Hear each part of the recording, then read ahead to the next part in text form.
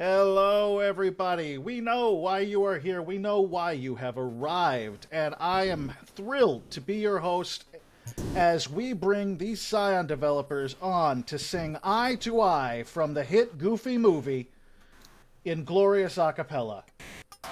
Hiromi, why don't you get us started? What? Oh, Can sorry. I have I'm it just used in a Can I have it used in a sentence?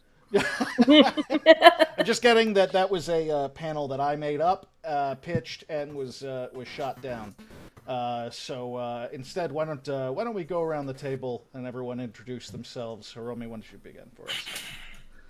Hi, one Hiromi, I mean. I'm Hiromi. I am the Scion creative lead slash line developer. I worked on over 100 games and books at this point. Not all of them Scion, obviously, because we don't have that many books yet. Uh, but we're getting there. uh, I don't have anything front facing. Sad. Oh, but I do have my Scion Dragon shirt, so there's that. Well, I can tell you Uh, someone who does have front facing there. It's David. Why don't you say hi to the nice people, David? Hi, everybody. I am David Castro. I have written on all of the books behind me and more, and developed a few things we are going to talk about today. Um, yeah, that's all I've got for now. For now, Jeffrey. What about you? Hello, I'm Jeffrey. I've worked on the Scion core books and a few other things on top of that. A few of the companions, Saints and Monsters, Once and Future, others. And some of those are going to be ones that we hear about tonight. Glorious. And Coyote, about you? Hi, my name is Coyote. I've written on quite a few Scion books, including Wild Hunt, which we'll be talking a little bit about tonight. Okie doke. Well, we've been looking into the chat here, and there have been some rumblings. And it seems to be the best place to start. So why don't we chat a little bit about Mythic Shards? yeah. I, as soon as I'm ready to go, my notepad just explodes.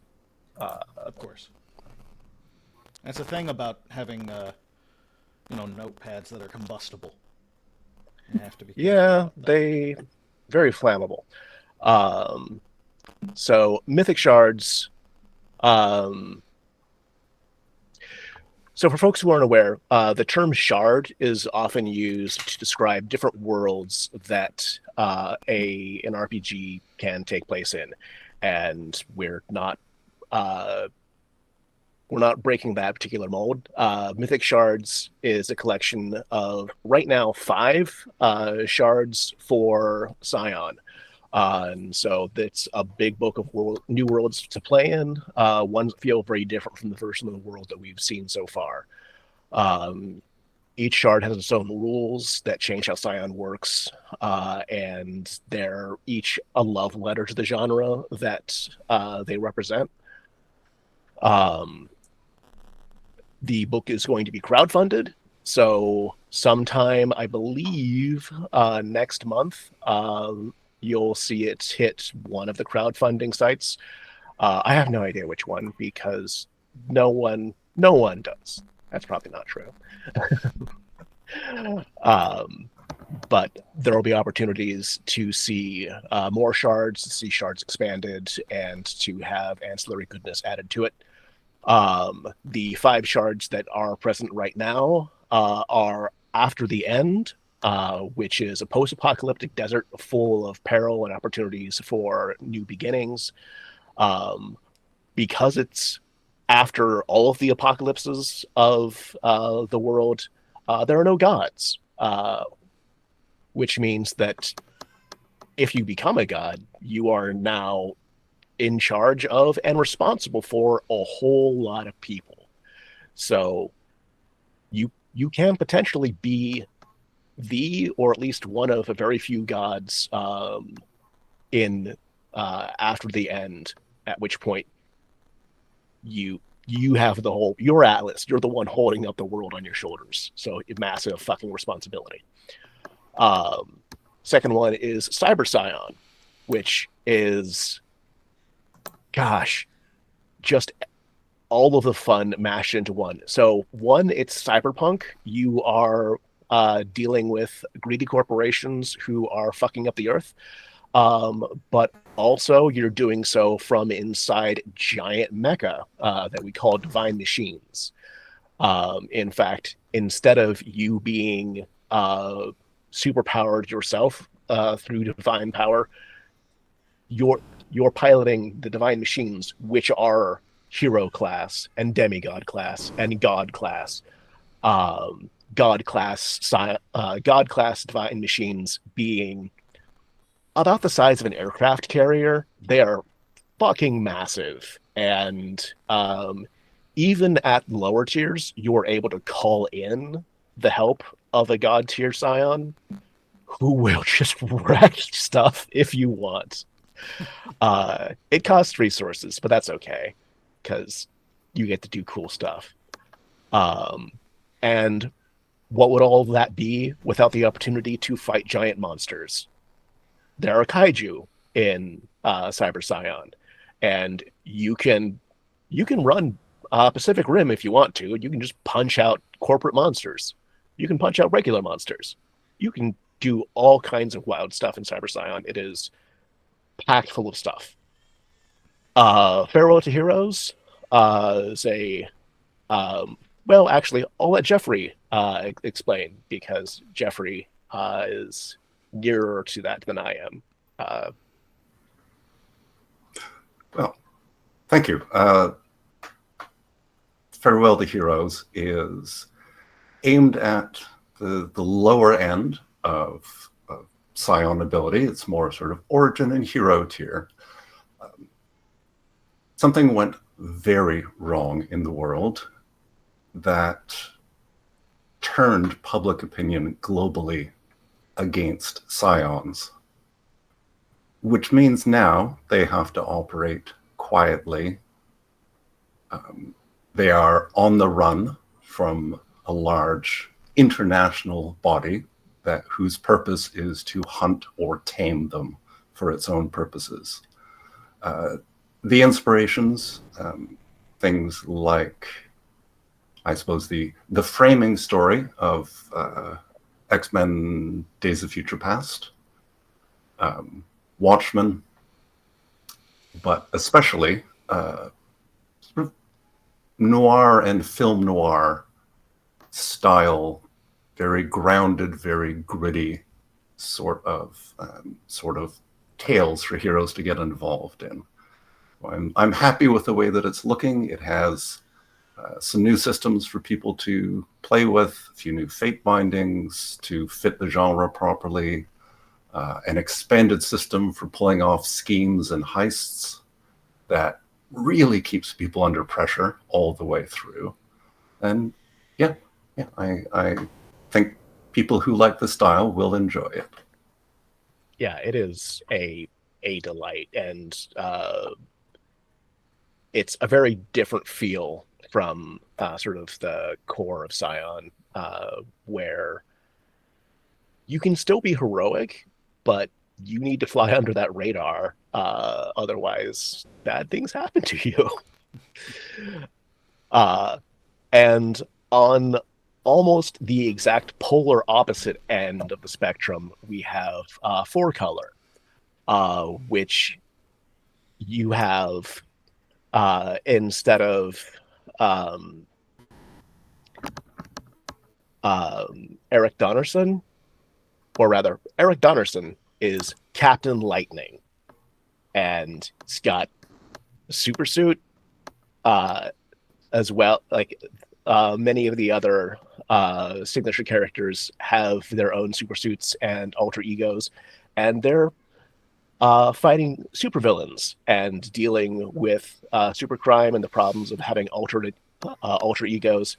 We're talking about larger than life golden age superhero stuff, where you definitely don't have to worry about flying under the radar. And in fact, you might want to go over the top. And the fifth one that we have is, well, Homer's Odyssey. We have the Space Odyssey, in which you have a complete galaxy with denizens and spaceships and intergalactic agencies where you can have your Star Trek adventure. You can have Farscape. It was very specifically influenced by the original series Star Trek and Strange New Worlds, as well as Farscape and a bit of Voyager, some Red Dwarf, because who doesn't love a bit of levity in there? And we have rules for you to fly around spaceships and get into space combat. There's a whole lot of things going on, and I mentioned that there are denizens because what's space without aliens?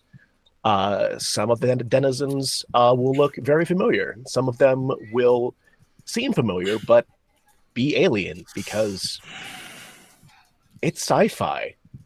You shouldn't know everything right away. Okay, but I have a really important question. Yes. You mentioned all of these inspirations, but can you do Stargate and Scion?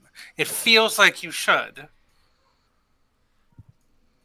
Yeah, I mean, I just it wasn't want to like, meet Thor in space. Is all I want. yeah, why not? I mean, it is essentially classic Greek myth meets classic sci-fi. So, like, if you want to meet Thor in space, you can totally do so.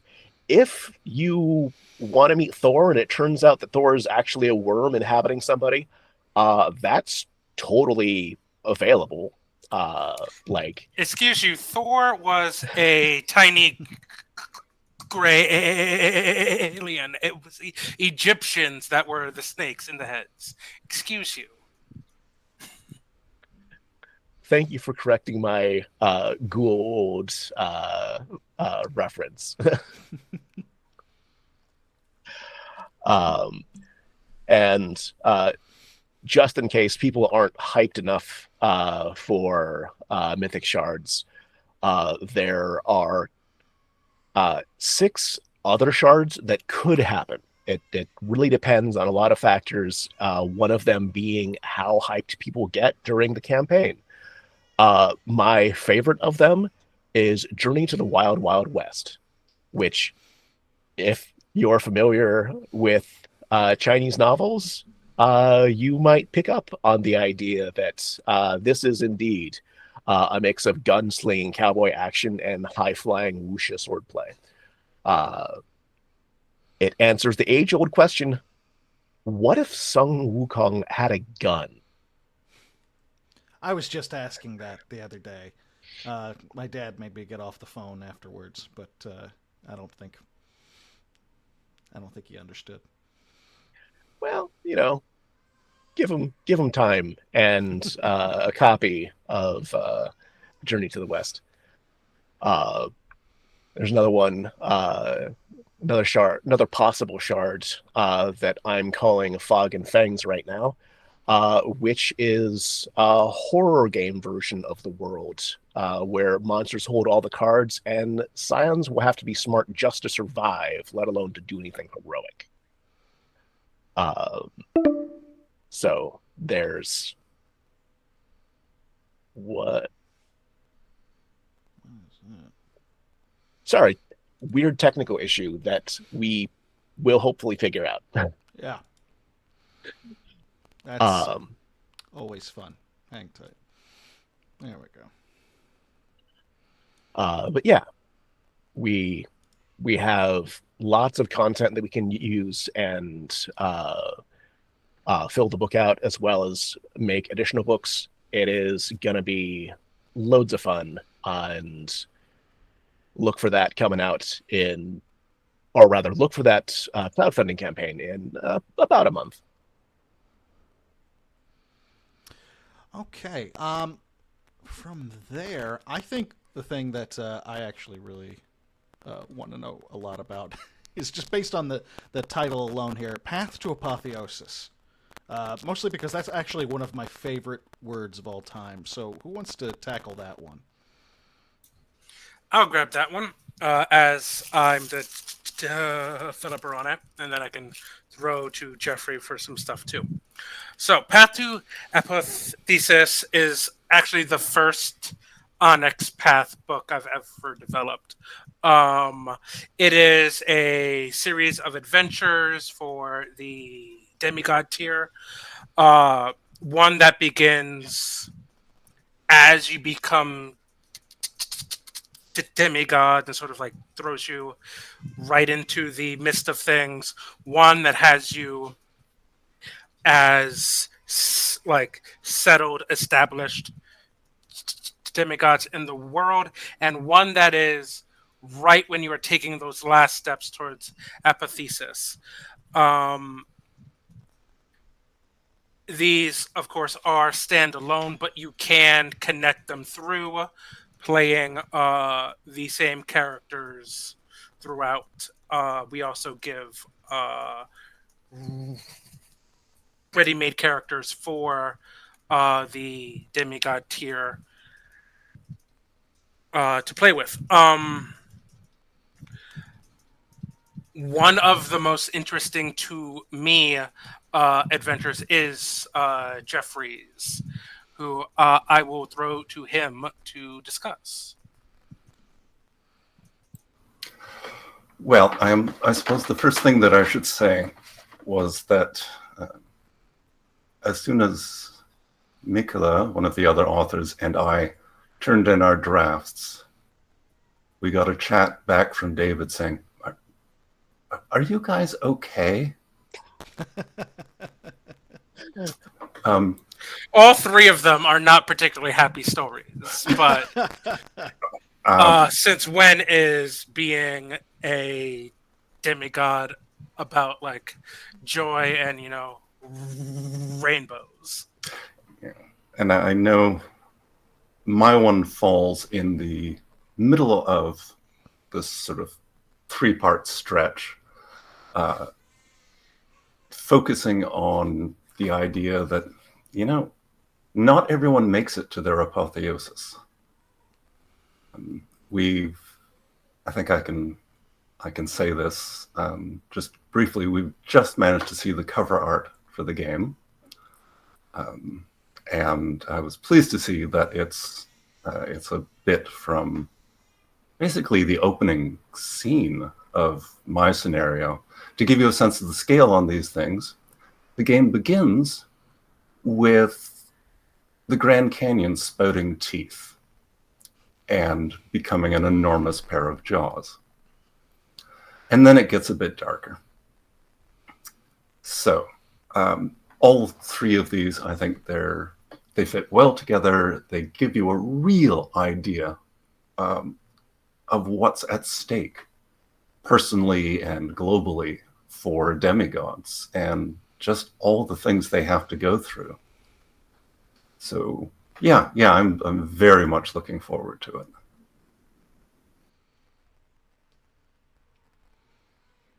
Okay, that's terrific. What about Wild Hunt? I'm just going to take us through these. I want to know about a lot of these personally. This is not even about the panel anymore. This is about my own edification. So what about Wild Hunt?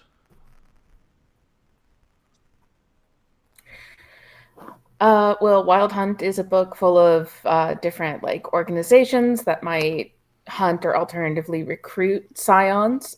There's a ton of birthrights, new fate binding rules, paths, knacks, a bunch of story guiding advice, and lots of plot hoods and antagonists. Antagonists were my favorite to write personally on that project. That's fantastic. and rock gods and road trips. Hiromi, what are we talking about with this one? So Rock Gods and Road Trips is so the first half, uh, Rock Gods is rules and very much adventures for um, a group of touring musicians who are Scions, and they're on their way to a big battle of the bands that determines whether or not they're going to get a record contract. And also, maybe bad things will happen if they don't get a record contract, in addition to not getting a record contract. Um, Along the way, they're going to run into um, denizens and other entities that will fit very much into the vein of the rocker lifestyle, as well as seeing things from sort of a seeing fables, not even just myth, but also fables from another angle. Like Big Bad Wolf is totally there, and what you do with him is going to depend on what you want to do and how much trouble you feel like you're getting into.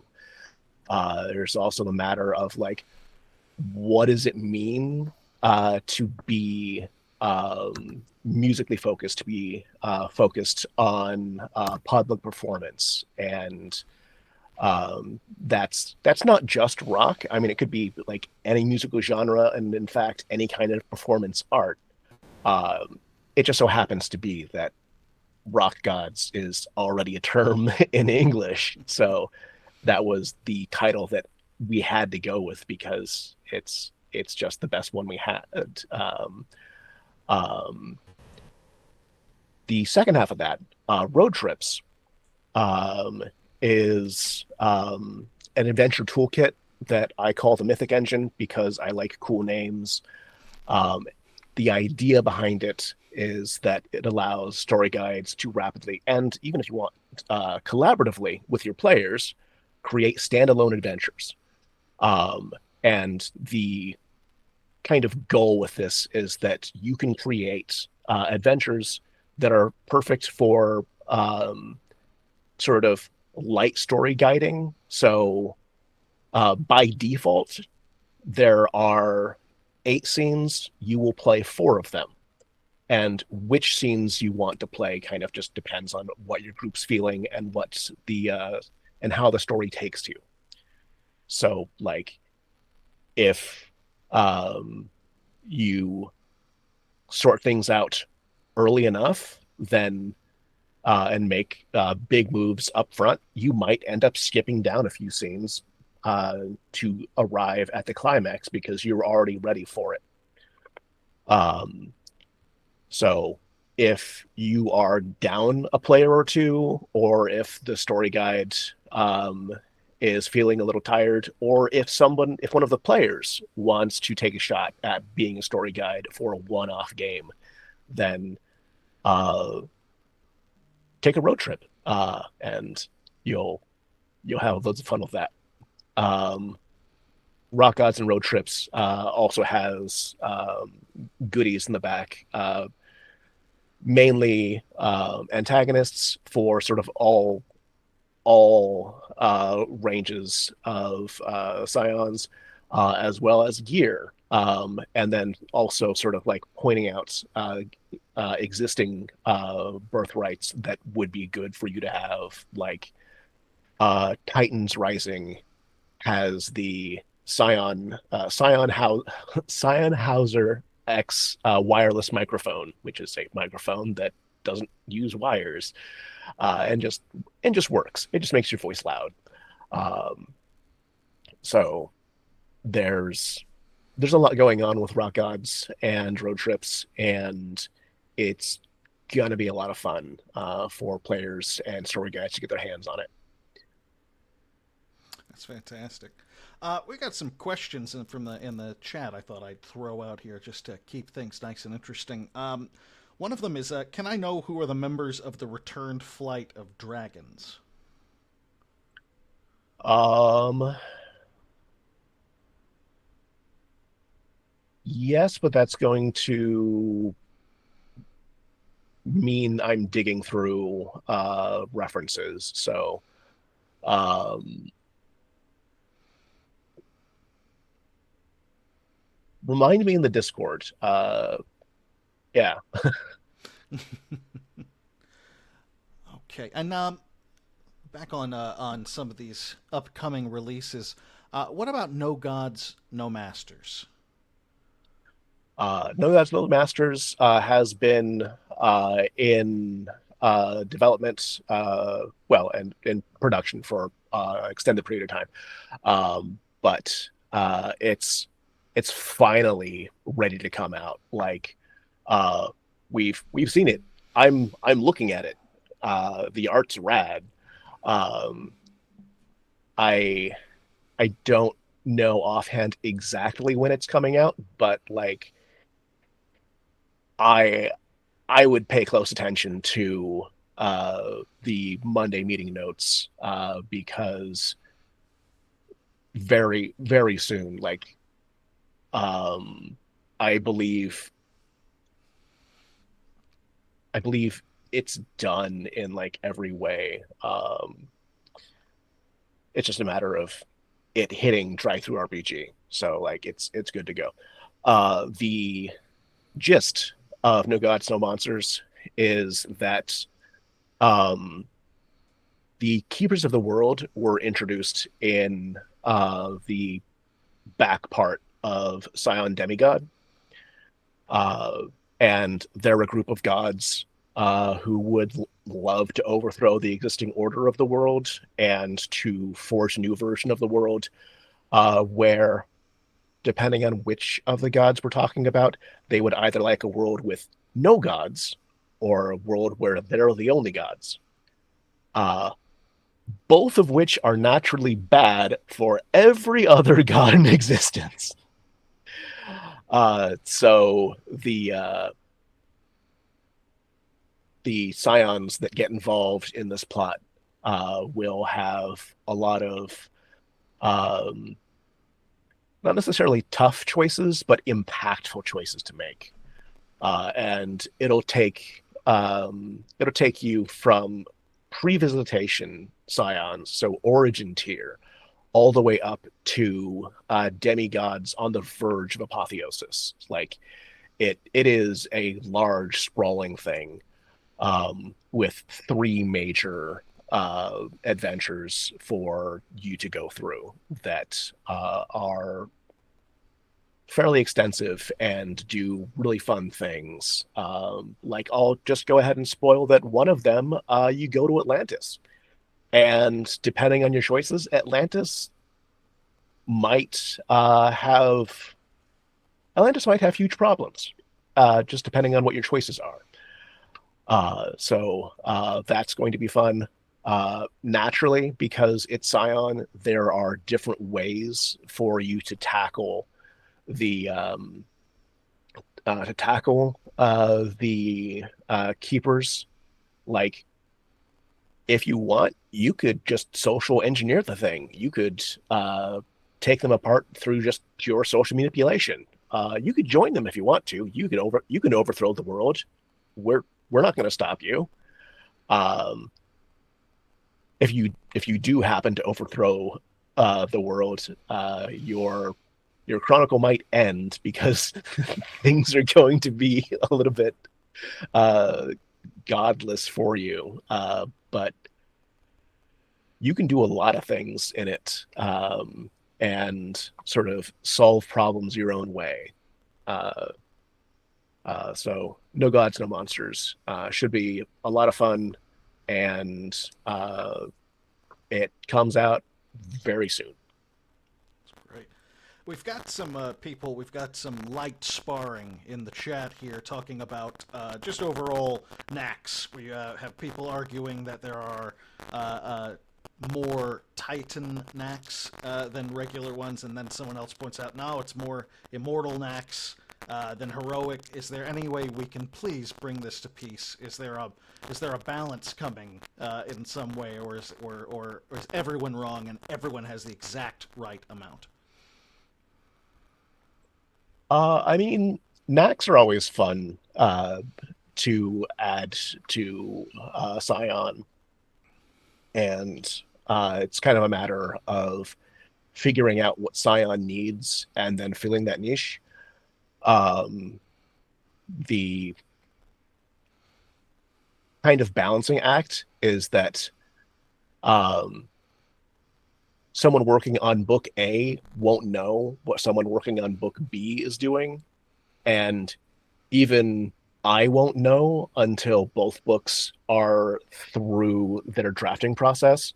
So balancing them out and making it so that you have the right amounts, or at least right variety of knacks,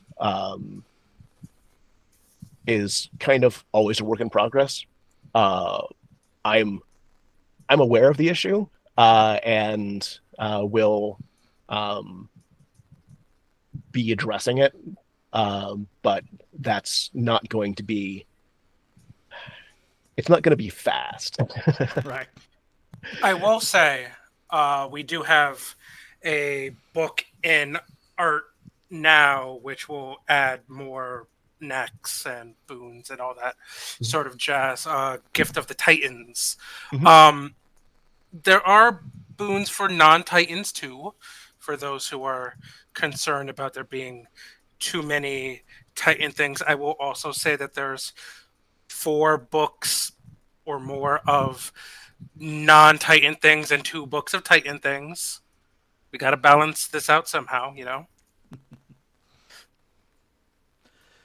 Along those same lines, we had someone ask, they heard a while back that Wild Hunt would have a bunch of replacements for Pantheon Pass. Is that true, or did this person mishear? There are. Do I have that document up? No, I don't have that document up. I believe there are 2 new paths in Wild Hunt, but I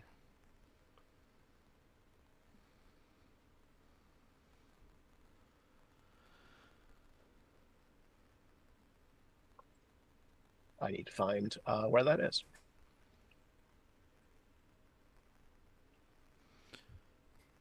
One, two, three, four, 5, 6, 7, 8. I'm counting. This is fun entertainment for everyone. Everyone in the chat, count along with him. 12. There are 12 new paths, and they each kind of get into their own fun niches. So, like, the one that I stopped scrolling on because it's the last one is Supernatural Soldier.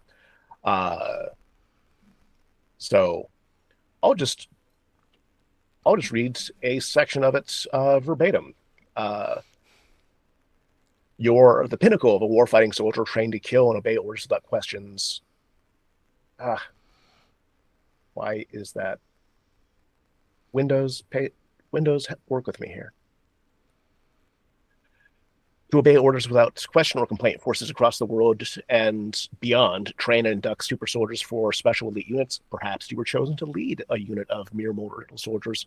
You might even fight alongside an entire unit of your equals. Your skill and training making normal special forces look like children. And that might get you connections with special forces operators, rogue generals, Amazon warriors, and Einheier Yars. The skills for it, naturally, athletics, close combat, firearms, and integrity. There's also new denizens for that.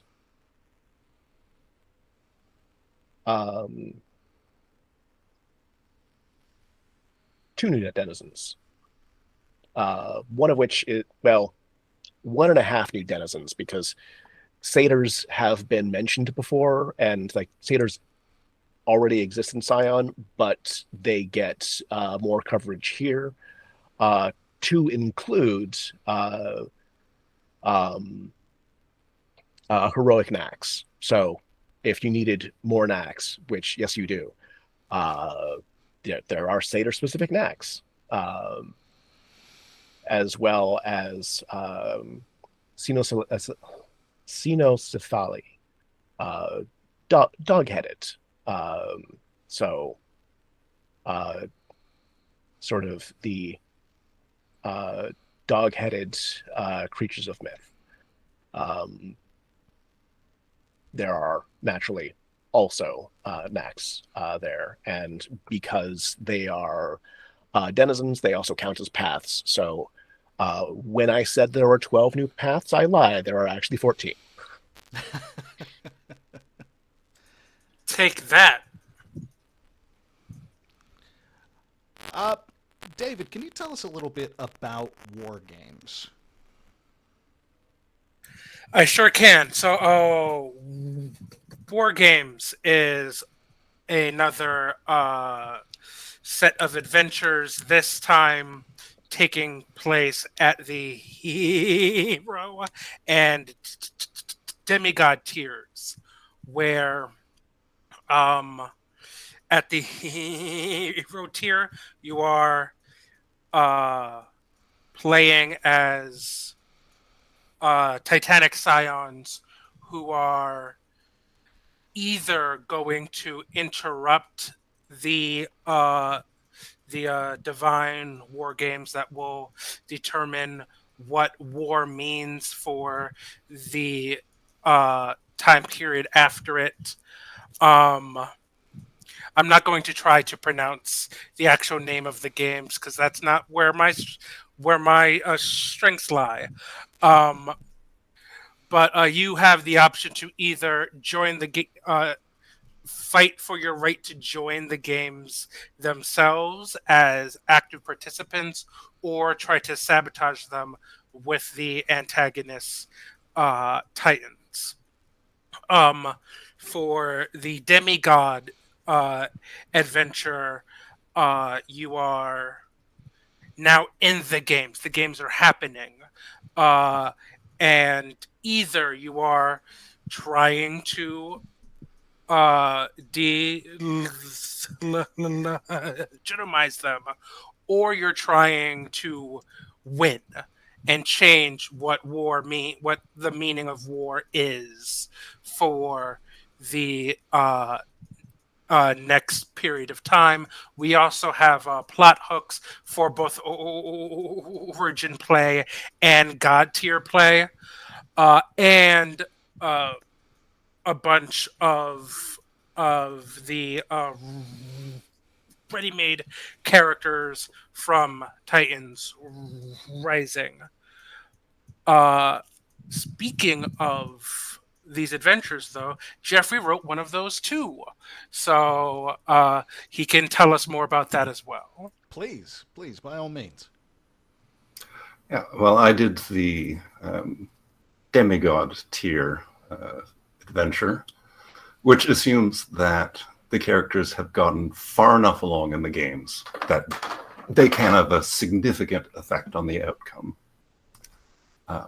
It has a sort of nice, I think, mythic set of challenges. Their main opponents are well fleshed out, and I think look pretty much exactly and as messed up as any Scion band would look by the time they've got to that point.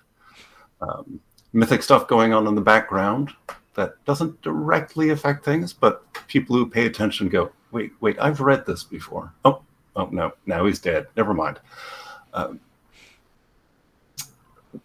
And at the same time, because it's me, it really drills in on this question of what are we supporting here? What do we want war to look like? Do we want it to be clean and surgical? Do we want it to be a vehicle for glory? Do we just want violence and mass sacrifice? And so on, and so on, and so on. So you'll get my therapy bill at the end of it all, as usual. Yeah. No, I've seen the other sets of things, and it's going to be fun. That's great. Now, speaking along those same lines, we have a demigod companion coming as well. Could you tell us a little bit more about that? Yeah. So, uh, oh, hey, I don't have to speak on it because Coyote and Jeffrey worked on it. So Boom. I'll stop talking. I'm just ready to tackle anything, but You're I just don't ready need for to. it. You're champing at the bit. I love it. But yeah, Demigod Companion is just it's an expansion of Demigod. It's got some Dominion boons, Pantheon specific purviews, uh, new strange places, Terra Incognitae, creatures, guides, followers, cults, covenants, relic crafting rules. Oh my goodness, my mouth's moving faster than my brain. Titans and Titan spawns. And that was a blast to work on. I love the stuff that's going to be coming out. Jeffrey, what was your experience with it? I had a lot of fun with the part that I wrote. People who have been playing Scion for a while may be glad to hear. I think I have fixed up the creature rules. Because nobody wants a player coming into a game with their 5-dot creature with its 15 die pool solve your problems. So that's all been clarified. Followers have had some expanded sort of tags for them. For example, followers who are summonable and dismissible are the ones that aren't naturally human. We've got examples of creatures and followers written. I know the creatures are at least written at hero tier, and then what they look like when they're bumped up to demigod. For the followers, this will only be appreciated, I think, by the people on the Scion fan Discord. You will finally get the stats for Kevin, Employee of the Month. That's all I will say. Finally. Giving the people what they want. Mm-hmm. Well, another companion coming down the line, the Dragon Companion. Can we talk about that a little bit? Double checking the notes just to make sure I'm not jumping on someone else's. Nope, that's you. Okay, no, that is me. Okay, cool. So that introduces 2 new flights, the Bearers, which are dragons that carry the world on their backs, and the Returned, which are slain dragons that would like to stop being slain. There are a bunch of new spells and transformations, as well as guidance for creating your own flight, and rules for dragon tier, for god tier dragon play, which look extremely similar to the ones in Scion God. So technically, if you want to play a game of Scion Dragon at God tier, you don't need Scion God. You would probably benefit from having it, but if you wanted to stick inside the dragon ecosystem, you can. That said, the goodies coming out for dragons in God Player's Guide would make that one very beneficial for your dragon campaign.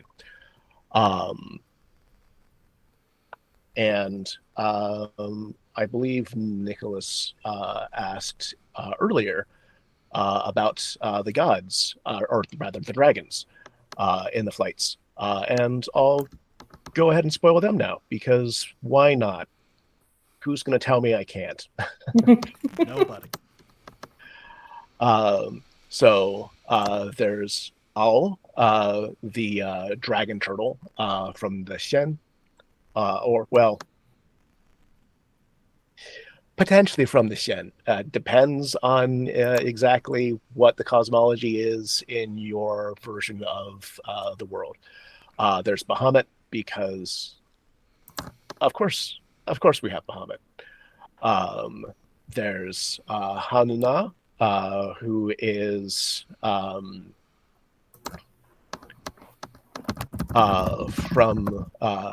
Iroquois, so like not necessarily the um, not necessarily one of the better known dragons out there. However, you should know more about Hanuna because she's rad. Sorry. There's also Kuruma, who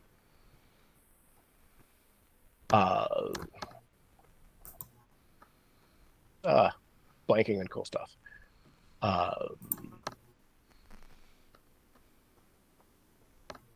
No, not coming to me. So I will continue on and maybe come back later. Sheisha is a multi-headed naga who probably doesn't get their identity rewritten very often because the gods tend to not tamper with him, which is a rare thing in Scion. With the returning, we have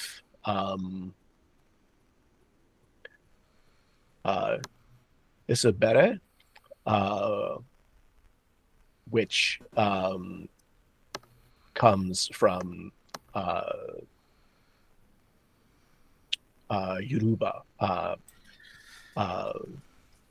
I believe I mentioned them in the Joka.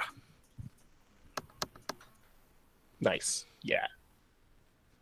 Python of Delphi, or Delphi, depending on which way you want to pronounce it.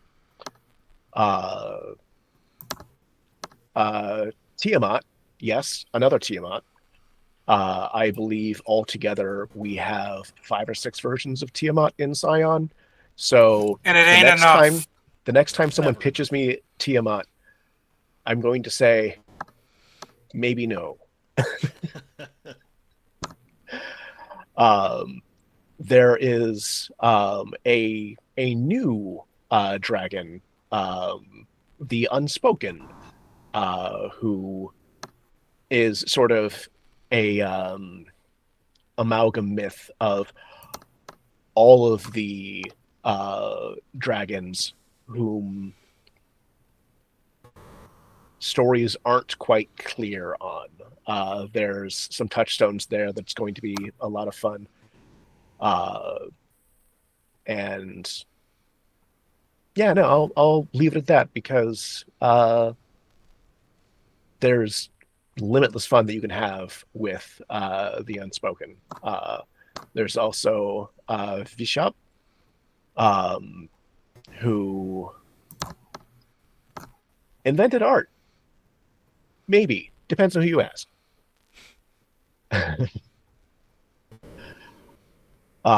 So there's the bearers and the returners for you. And there's a lot of goodness in Dragon Companion.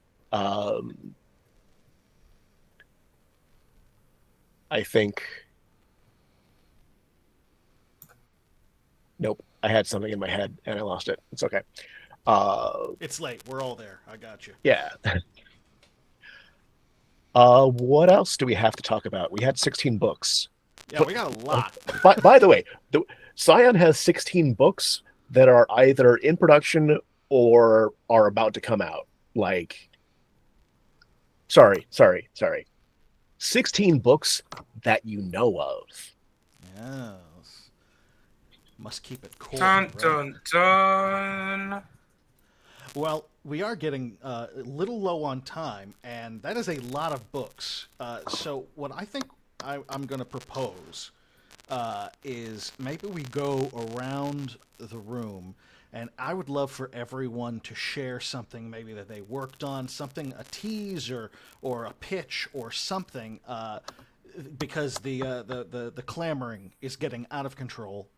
And we need all the teasing in the world. We need all of the beautiful little, teases. So, Jeffrey, could you start us off with something? Well, let's see. I think I've got a little bit of a pause in my writing right now, but I'm working on a pitch for Scion. Might take me a little bit to hammer it out properly, and then even longer to actually happen. But it would answer, at least in part, the demand for far, far more heroic necks. Because it's all going to be, what's the world like just on a basic level for early Scions, and then going from there. But we'll see. That's not even unofficial at this point. It's just a pleasant idea. It's a shadow of an idea. I love it. Coyote, you have anything? Yeah, two of my favorite things that I worked on recently was the Divine Inspiration book for Scion, which is going to be tons of plot seeds, including just something for every current permutation of Scion. It covers prophets, sorcerers, denizens, saints, dragons, titans. Like it's really something for everybody. There's a realm that comes back, or not a realm, but a terra incognita, I think, that comes back called it's called the Valley of Hours. And it's part of, or it's Netger Underworld adjacent. And that was really fun to expand upon and write some cool new hooks for. And then the other favorite thing that I worked on recently was the Dragon Lair Tasty Bit that I did called the Hollow King. I got to take some Appalachian horror and run with it.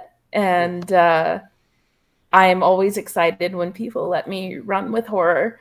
So that one is like, I poured a ton of love into that. And I think people who are really looking to inject Scion with a little bit of horror, I think they're going to really like that in particular. So I hope so. I bet they will. Absolutely. What's more horrific than a world where the gods walk among us? I know plenty of people in my own family who would wet their pants if that were the case. So I think it's very natural. Yeah, I mean, like, what if the Appalachian Mountains were the spine of a gargantuan ancient dragon? I'm from that area, and I'm pretty sure that they are. Yeah, so... right? That's how I feel about it, too. Yeah. My family is from there, and yeah, that's how it always struck me. Oh, yeah. David, what about you? Anything you want to tease the beautiful people with? Two things. Let's talk first about Titans Rising. More Titans, more bad guys, more maybe not so bad guys, depending on how your politics work. Y'all saw the campaign. It went great. We have done more to tighten up and fix a lot of the things that people pointed out in the manuscript. And we've always hit home on, and this is my favorite thing, that, like, is a bad guy a bad guy? It depends on who you're asking. Which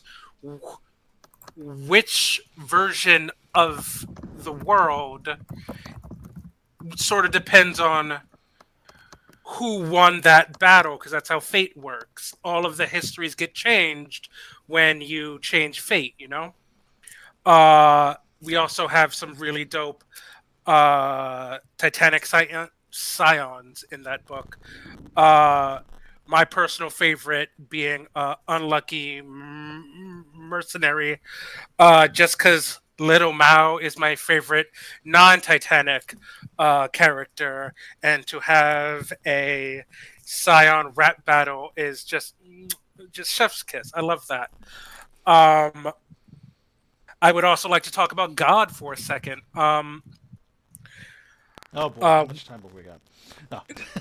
Not enough, never enough. But it's in indexing right now, so it is taking a while. There's a lot of stuff in here. We want to get it right. But this is the last step before the book comes out. So I want you to have God. It's very important to me. I wrote these semi into there. They're the gods of where my family is from. So it is very important to me that I did that. That's in the book. It's coming out soon. Hold fast, y'all. It's coming. Beautiful. That's wonderful. And finally, Hiromi. Beautiful, sweet, angelic Hiromi. Is there a chance that there's anything on Scion that you have also been working on that maybe you'd like to tease or tantalize people with? I think I've already teased as much as I can with Mythic Shards and Rock Gods and Road Trips. Those are the two things that I've been working on most recently. Mythic Shards is open in another one of my desktop screens because I'm developing it, and it's going to be exiting development Sunday. So it's well in progress. Before we run out of time, I asked for questions yesterday, and there were a few questions in the Discord. So someone was asking if Pantheon-specific purviews will get Dominion 2. The answer is kind of. So the previous line developer was of 2 minds of it and ran out of time to make a decision. So ultimately, that baby got split. So that will happen. In the meantime, the Anuna, Apu, Atua, Bogovi, and Tengri will get Dominion flavored Pantheon specific purview love in Demigod Companion. The rest are stuck in limbo for a little bit, which is not to say that it's not going to happen, just that it needs the right book, and that right book isn't currently one of the 16. Someone also asked if there's going to be an official StoryPath Ultra conversion for Scion, and there are no immediate plans for it because we're focusing on Scion 2nd Edition and making sure that that's going strong. But I mean, StoryPath Ultra is the future, so it'll happen. Just not in the immediate future. They're curious if there are any Pantheons that we'd like to write, but feel that we can't, and why. So there are a couple of Pantheons that we would love to showcase, or rather that we'd love to sort of highlight. However, the people of those cultures would rather that we didn't. And one of the important things with Scion is that we pay respect to the cultures and the people of those cultures. So specifically the Apache D and sort of any of the original Australian Pantheons we're not going to do because they don't want us to do it.